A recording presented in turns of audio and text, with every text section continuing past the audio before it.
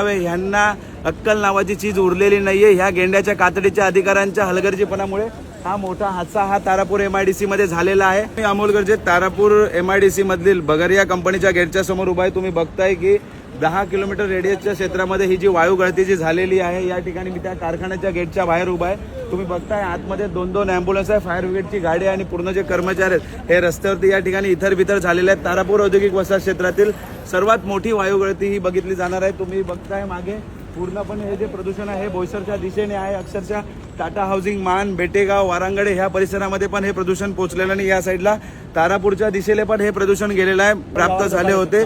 सालवड बाजूलाच सालवड गाव आहे, मोठी लोकसंख्या, शिवाजीनगर हा जो परिसर आहे मोठी लोकसंख्या असणारे हे गाव आहे आणि हे जे प्रदूषण झालेलं आहे याने घशाला घसघस, डोळे लाल वगैरे होतात आणि या ठिकाणी अक्षरशः खूप कामगारांना असतील, नागरिकांना असतील, आसपासच्या परिसरामध्ये खूप त्रास होत आहे। मला एकच गोष्ट म्हणायची आहे, उपप्रादेशिक अधिकारी गेंड्याच्या कातडीचे राजू वसा, आरो हसबनी साहेब असतील, माझी पर्यावरण मंत्री पंकजाताई मुंडेंना माझी विनंती आहे की मागच्या 27 तारखेला तारापूर MIDCतल्या वाढत्या प्रदूषणाच्या विरोधात मी पायी आंदोलन केलं, तरी सुद्धा गेंड्याच्या कातडीचं असलेलं तुमचं MPCBचं प्रशासन वठणीवरती येत नाहीये। हे काय, याला काय प्रदूषण म्हणायचं का? ह्या कंपनीला काही नियमावली नाही का? ह्यांनी पूर्णपणे जे नियम आहेत ते धाब्यावर ठेवलेले आहेत का? तात्काळ सदरच्या कारखान्याला क्लोजर नोटीस काढण्यात यावी आणि सदरचा हादसा का झाला, का जाणीवपूर्वक घडवून आणला, याचा मागचं जे कारण आहे हे नागरिकांपर्यंत पूर्ण स्पष्ट करावं।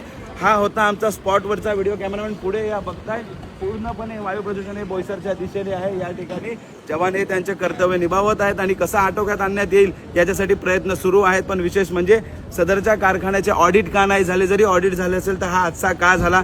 हलगर्जीपणामुळे झाला आणि या हादस्यामध्ये बोईसरकरांच्या जीवितास जर काही झालं तर पूर्णपणे ही बगरिया कंपनी त्याला जबाबदार असेल। आणि या ठिकाणी जे पोलीस कर्मचारी जागेवरती असतील, MPCBचे अधिकारी जागेवरती असतील, मला त्यांना एकच विनंती आहे, त्यांना एकच म्हणायचं आहे की तारापूर MIDC मध्ये होणारे नेहमीच आता ह्या 1 आठवड्यामधला हा दुसरा वायू गळती आणि मागच्या 6 महिन्यातली ही 5वी वायू गळती ही तारापूर MIDC मध्ये झालेली आहे। विशेष म्हणजे या कंपनीत कार्यरत असलेले कामगार, ह्या कामगारांच्या सुरक्षा कुठे आहेत?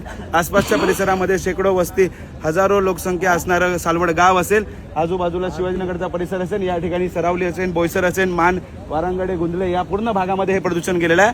आज हवेचा जो दाब आहे या ठिकाणी असल्यामुळे पूर्णपणे हे घातक प्रदूषण हे बोईसरच्या दिशेने गेलेलं आहे। अक्षरशः पालघरवरून आम्हाला फोन येत आहेत की अमोल भाऊ हवेच्या गुणवत्तेमध्ये झालंय काय? पूर्णपणे घातक हे जे केमिकल आहे पूर्णपणे घशाला लागत आहे। आता बघायचं हे आहे की MPCBचं चोर प्रशासन या कारखान्यावरती काय कारवाई करते, क्लोजर देते की काय करते? बोईसरकरांना एकच विनंती आहे, जर गरज असेल तरच घराच्या बाहेर पडा, अन्यथा घराच्या बाहेर पडू नका ही विनंती करतो। धन्यवाद।